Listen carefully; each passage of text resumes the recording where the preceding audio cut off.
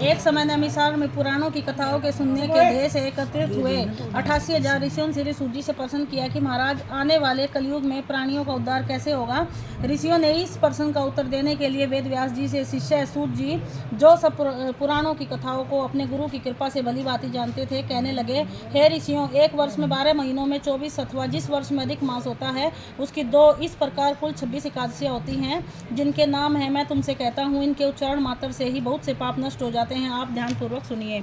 उत्पन्ना, मोक्षदा, सफला, पुत्रदा, षटतिला, जया, विजया, अमलकी, पापमोचनी, कामदा, बरूथनी, मोहिनी, अपरा, निर्जला, योगिनी, पद्मा, कामिका, पुत्रदा, अजा, वामन, इंद्रा, पापकुंशा, रमा, पदेव पर बोधनी, पद्मिनी, परमा।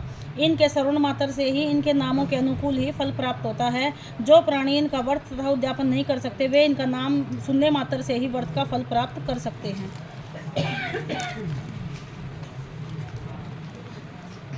धर्मराज युधिष्ठिर बोले, हे भगवान, मैं आपको कोटि कोटि नमस्कार करता हूँ। अब आप कृपा करके चैत शुक्ल पक्ष एकादशी का माहात्म्य कहिए। श्री कृष्ण कहने लगे कि हे धर्मराज, यही प्रश्न एक समय राजा दिलीप ने गुरु वशिष्ठ जी से किया था, और जो समाधान उन्होंने किया वे मैं तुमसे कहता हूँ। प्राचीन काल में रतनपुर नामक एक नगर था। वहाँ पर अपने ऐश्वर्यों से युक्त पुंडरीक नाम का एक राजा राज्य करता था। रतनपुर नगर में अनेक परंपरा किन्नर अथवा गंधर्व वास करते थे। उसमें ललिता और ललित नाम के 2 स्त्री पुरुष भी रहते थे। उन दोनों में अत्यंत स्नेह था, यहाँ तक कि अलग अलग हो जाने पर दोनों व्याकुल हो जाते थे। एक समय पुंडरीक की सभा में अन्य गंधर्वों के सहित ललित भी गान कर रहा था। गाते गाते उसको अपनी प्रिय ललिता का ध्यान आ गया था, और उसके ध्यान में स्वर भंग होने के कारण गाने का स्वरूप बिगड़ गया था। ललित के मन का भाव जानकर करकोट नामक नाग ने पद भंग होने का कारण राजा से कह दिया। तब पुंडरीक ने क्रोधपूर्वक कहा कि तू मेरे सामने गाता हुआ अपनी स्त्री का स्मरण कर रहा है, अतः तू कच्चा मांस और मनुष्यों को खाने वाला राक्षस बनकर अपने लिए कर्म का फल भोग। पुंडरीक के श्राप से ललित उसी क्षण महाकाय विकराल राक्षस हो गया।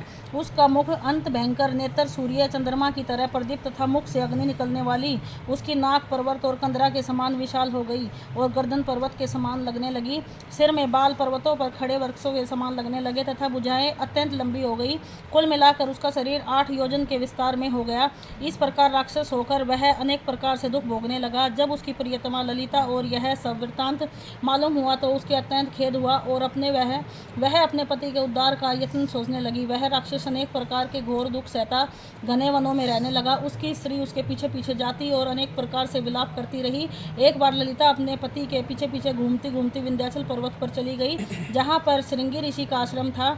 ललिता शीघ्र ही श्रृंगी ऋषि के आश्रम में गई और वहाँ जाकर विनीत भाव से प्रार्थना करने लगी।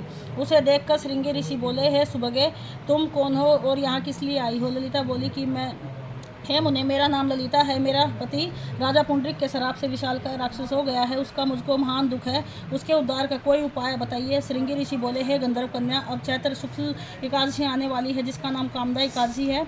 उस व्रत के करने से मनुष्य के सब कार्य सिद्ध होते हैं। यदि तू कामदा एकादशी का व्रत कर उसके पुण्य का प्राप्त फल अपने पति को दे तो वह शीघ्र ही राक्षस योनि से मुक्त हो जाएगा और राजा का श्राप भी अश्वमेध यज्ञ को शांत हो जाएगा। मुनि के ऐसे वचन सुनकर ललिता ने चैत्र शुक्ला एकादशी आने पर उसका व्रत किया और द्वादशी को ब्राह्मणों के सामने अपने व्रत का फल अपने पति को देती हुई भगवान से इस प्रकार प्रार्थना करने लगी, हे प्रभु, मैंने जो यह व्रत किया है इसका फल मेरे पतिदेव को प्राप्त हो जाए, जिससे वह राक्षस योनि से मुक्त हो जाए।